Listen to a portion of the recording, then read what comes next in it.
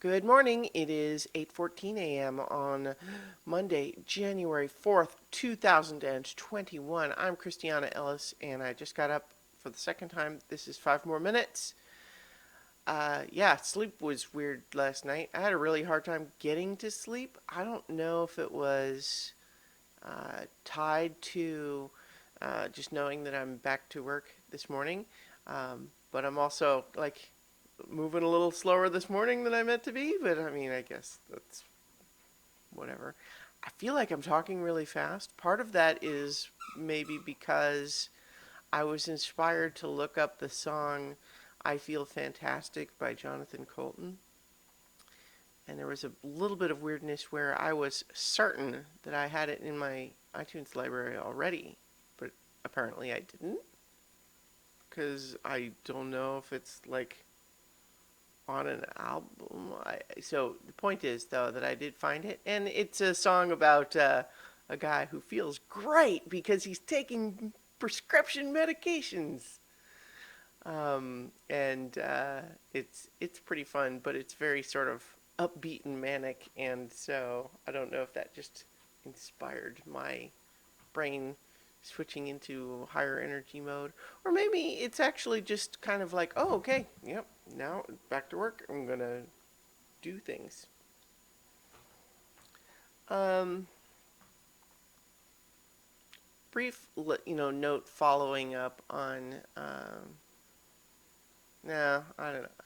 Okay, here's because it was my impulse. I'll just go ahead and say it.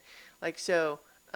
Obviously, after my video yesterday, the whole Bean Dad thing continued to just, escalate online to the point where the guy deleted his whole Twitter account after people had dug up a lot of. He has apparently had a history of some pretty off-color, bad taste jokes. Um, Many of which people are characterizing as anti-Semitic, and I don't want to get too much into like I'm certainly not defending the jokes, although I think it's sometimes true that when someone spends a lot of their time on Twitter doing jokes, and I'm not defending the jokes, but I'm saying that it does look to me like they're jokes, and it's not good, but it's different than acting like he was saying those things with a straight face with sincere belief in his heart. So I don't know, like it's frustrating because like on the one hand, as I mentioned in my video yesterday, I thought that guy was clearly wrong about his story that he was telling and the way he was acting and everything. But I think it's true also sometimes that the internet has a way of um, acting disproportionately, because the problem is that when we think about what should happen under certain circumstances, there's a pile-on effect, and I mean, obviously I contributed in my own tiny way, but it's like I think there's an element to which like do I think this guy told a good story? No. I think, and I would have hoped that he would have taken some of the criticism more seriously and said, "Hey, you know what? Now that I've thought about it a little bit more and I've heard from a lot of people, now I'm realizing how some of that was, different than what I had been thinking, and so I'm going to consider that." Um, But instead, he dug in and defended it, and then when the internet, you know what? I think that's maybe part of what it was. Is that you know, I, I don't know. I don't know. But I think it is true that the internet and social media in particular does have a history of pile-ons where someone commits some small transgression,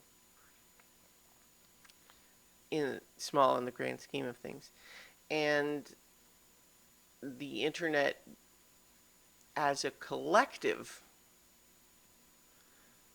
like, so every individual person says, no, that person deserves to be criticized and shamed for what they did. But the effect of hundreds of thousands of people online all feeling that way and acting on it becomes a more it's kind of like everyone has just got their squirt gun out. But when you've got 10,000 squirt guns, it's not just a squirt gun effect anymore. I don't know.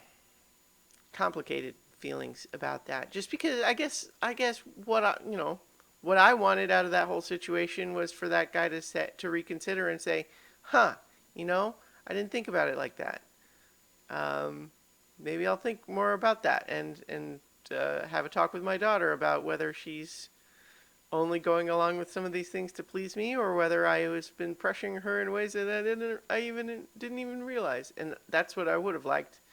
But the idea that, oh no, he doubles down until he feels like there's so much pressure that he has to delete his account entirely, and who knows what that means for, I don't know.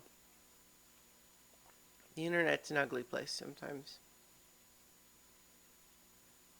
Anyway, I guess I'll leave it there, and I'll talk to you all tomorrow for 5 more minutes.